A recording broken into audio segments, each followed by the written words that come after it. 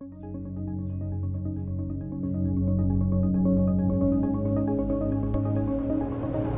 guys, Mr. Popsit here. Thanks for checking out my channel. Make sure to check out Mr. Popsit Live and Mr. Popsit Fishing. 2 other channels. It helps the whole brand grow. I appreciate the support. Thanks for popping by. Okay guys, Mr. Popsit here. We have a common occurrence, epidermal inclusion cyst, you can see here, and you can even see when I push it, that little os in the middle, the pore where this starts with the occlusion, you can see it presents more. And we have another common presentation, something called a buffalo hump here. And this is a fat deposition, just some adipose tissue that tends to build here. This can be for several reasons. Medications can cause this. It can be a hereditary thing. Also, some conditions like metabolic syndrome, we just kind of get fat accumulating in certain areas. So she's going to get this actually removed, and to be able to get in there and do this correctly, they want this cyst out of the way. So that's what we're going to be doing today. I'm going to numb that up, and we're going to make a little tiny cut just to push that out and then pull the sac through. It'll shrink the sac down for us. So thanks to her for sharing, and thanks for popping by. We'll get her all prepped and ready and be ready to go. In there. I feel a little pinch. Just a little pinch, okay. Around the top of that pore. She'll feel some pressure, shouldn't feel any stinging.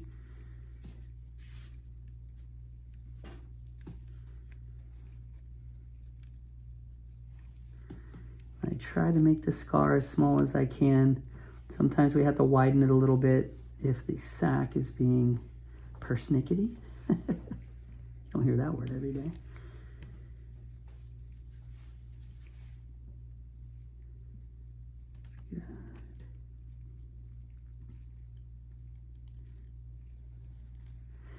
And a lot of times on the back we have pretty thick skin, so it takes a couple millimeters to get down to where we're working at. I can already see the top of the cyst right there. And that's gonna be hard for you. Yeah. That's okay. If we get a little bleeder, I'll have you probably come in over this side if you want. Just going to kind of show the sac here a little, kind of shiny like normal. Good. I want to get kind of a little of an island here, that's pedicle, top of the skin. And that gives me a handle I can really kind of pull on, which is nice. And that is the sac there. I'm going to pull.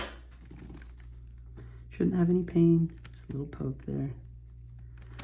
Older cysts tend to be a little bit more kind of creamier or thicker, and yeah, like that. Newer ones will have more fluid sometimes if they got big all of a sudden.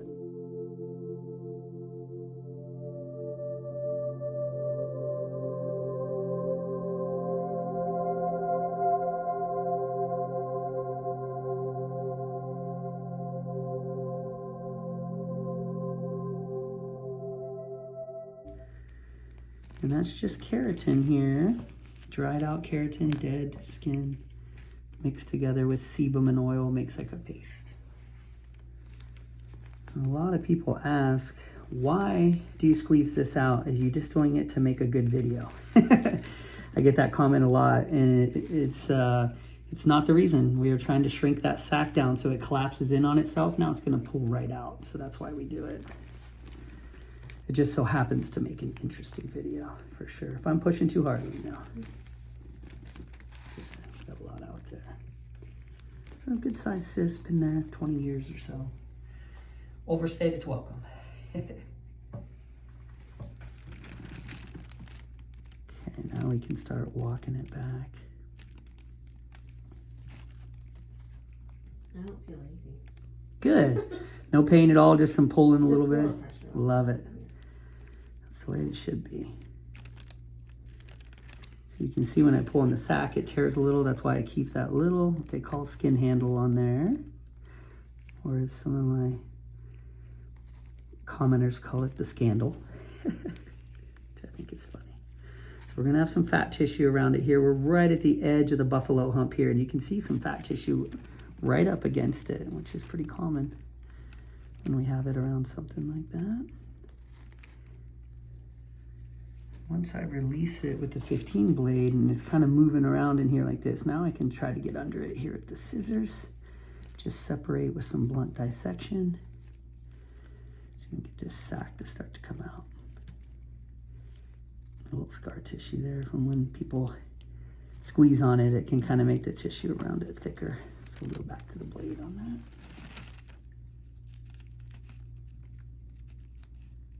Little connective tissue.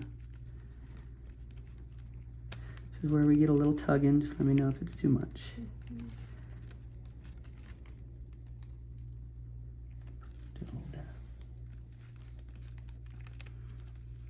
I'm not making big sweeping cuts here.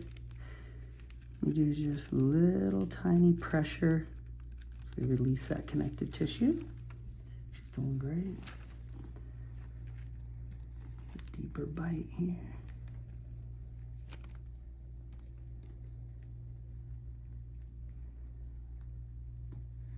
And that's fascia and connective tissue there.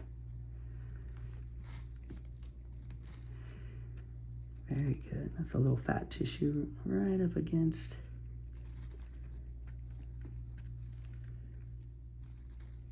No pain? Just a little? I feel just a little. Yeah, there's always an attachment right at the bottom that people tend to feel a little. And this was what we call not a loculation, but a lobulation. Little lobule, like a little bump off the side that just went out that way a little bit. As I was cutting, we cut into a little, but you can see it didn't dump any of the contents in there. So that's good. So this was the sack, still pretty good size even after we had emptied that. What we're gonna do is make a little cut here so we can just check the inside, make sure there's no calcifications or anything there. Still had some contents in there, just the flaky stuff, shiny wall. That was that little lobulation right here. You can see it pooched out a little, but looking good. Good size, probably 2.5, almost 3 centimeters. Kind of fibrous, and you can see the shiny wall on the outside along with that fat tissue. Very common, typical looking cyst, nothing to worry about there. It's out? Yeah, it's already out, yeah. We'll get a picture before, so you can see, to show your mom. So you see how it pushes the fat tissue to the side here. And that just kind of makes it a little pocket for itself. No big bleeders, which is nice. It's a little one here. We'll do a little cautery there. But that's what it does. And then as we close this down like this, that fat tissue is going to kind of shimmy back into place and fill the void. The body doesn't like open spaces. It would fill with fluid or just kind of move the fat tissue in the next couple weeks, and that indent that she might feel will go away. Okay, looking good. Make sure she doesn't feel anything. So this is the bottom where the cyst was. Any sting there? Not bad? No. Good. We didn't really numb straight directly below it because it's hard to do with these 1-inch needles. So what I do once I get it out, I just do a little extra so she doesn't get any little burn or shock from the cautery that we do. That's good. It does, the chair is grounded, but metal, it arcs through. So we have a little metal. So these are going to be our deep sutures made of a sugar derivative. These will break down within about 6 to 8 weeks. Oh, they're Inside, the outside, we got to put one on the surface. The back has a lot of tension on it. If you do the kind of like a running subcuticular, they tend to open on the back, unfortunately. Okay. So we'll do like Did a you little. say they're absorbable? Or Yeah, these are Okay. absorbable, Okay. but the top aren't going to be, so that's, you do have to Okay, come in okay, 2 okay. weeks for that. Okay. But that's part of the price that you pay, so it's just suture removal, there's no extra on that.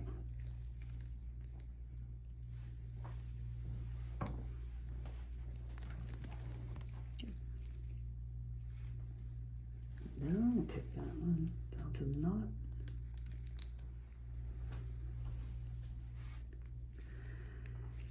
These kind of close the pocket that's in there too, so we use it to clamp down on the inside.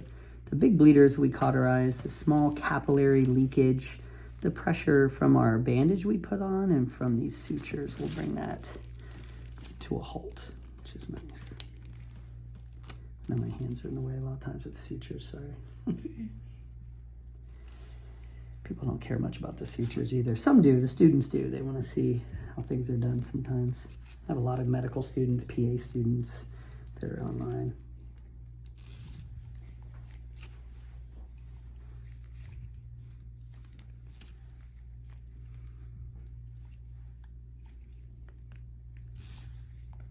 Very nice. Go right there to the knot.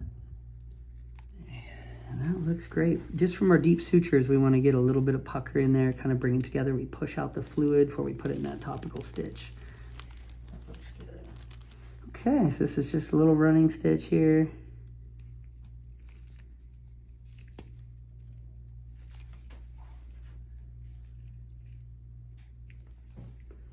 And I always check in there too. If the cyst kind of breaks apart and you leave a little bit, it can reform from that little bit of the wall.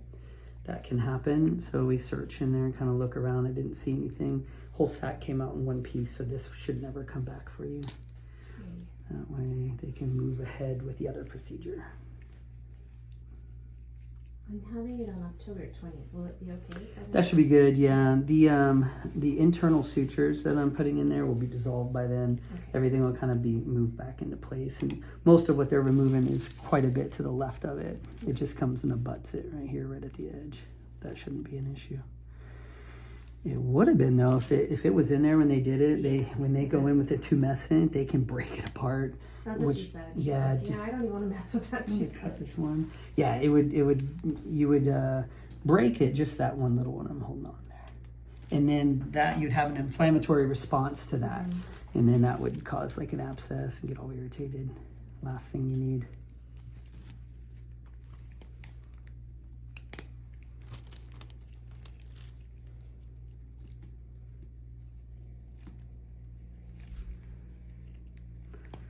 And we usually don't shower today, but in the morning's okay.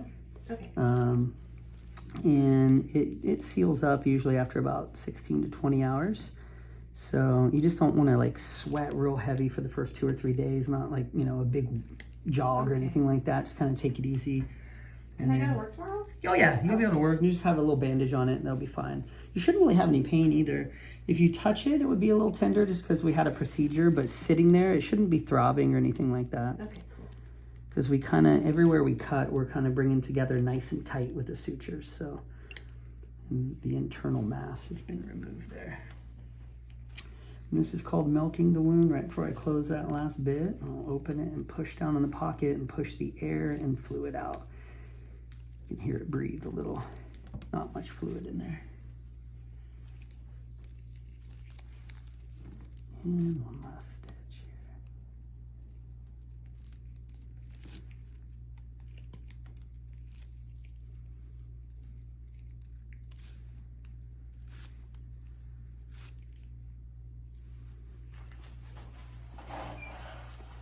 Very good.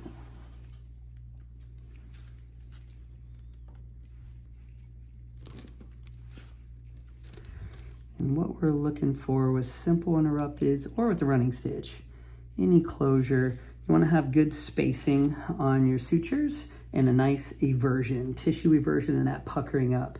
That way where we cut is going to heal. You can cut these with no tension on it, which will make a way better scar in the long run. As we said before on the back, they do tend to, because there's a lot of elastin fibers on the back, it may look great when we get the stitches out, but they do expand a little bit. There's no way around it on the back, unfortunately, but it takes years usually. Let's get this one here. There we go. And that's it. 1, 2, 3, 4, 5, just 6 sutures there. Pull this off for you without pulling any hairs, hopefully.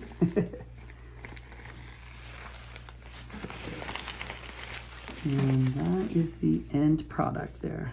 A little bit of puffiness still from the lidocaine, but we'll get those out in 2 weeks. We just wanted to thank my patient. That was awesome. A very simple epidermal inclusion cyst, good size, been there a long time. A little bit of scar tissue, pushing right up against the fat tissue pocket there. But came out very easily. I think she's going to do really well. And thanks again to her for sharing. Thanks for popping by. Okay guys, this was the one that was by the buffalo hump. The cyst that we had there came back just an epidermal inclusion cyst. You can see after day 10 or 12, we start to have a reaction to the nylon in there. So she's kind of red from that. No pus though, when we push on it, it's not firm. Now those stitches are out, she will, the redness will go down in the next 5 days. And then she's gonna get this taken care of very soon now that that cyst is out, and she's doing great. Thanks to her for sharing, and thanks for popping by.